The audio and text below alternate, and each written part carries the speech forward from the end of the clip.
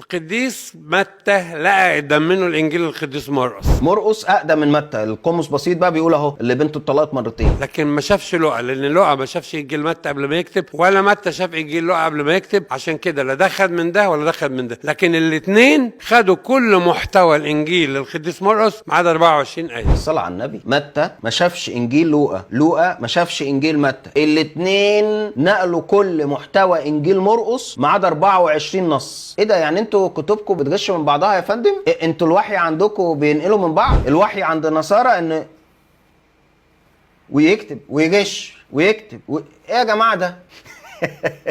هو ده الوحي بجد عندكم؟ كتب قاعدين بيغشوا من بعض؟ يعني متى ولوقا الاثنين نقلوا من مرقس، ومرقس لا شاف المسيح ولا كان له تلميذ. كاهن ارثوذكسي بيقول الكلام ده صراحه، ما اعلمه ان ده رابع واحد ارثوذكسي يقول كده. تدرس يعقوب بيقول الكلام ده، ان مرقس كان مصدر لمتى ولوقا. متى المسكين بيقول كده، تدرس وعبد البسيط مسيح ابو الخير اللي بنته اتطلقت مرتين. عشان كده لا ده خد من ده ولا ده خد من ده، لكن الاثنين خدوا كل محتوى الانجيل للقديس مرقس ما عدا 24 ايه. شكرا ليك يا فندم. عمل لها احصائيات نقلا عن العلماء في كتابي الانجيل كيف كتب وكيف وصل اليه. يعني بيقول لك كمان ده كلام العلماء؟ لا، ويجوا يتكلموا عن الوحي في الاسلام. بالله عليكم اسكتوا، اتكسفوا.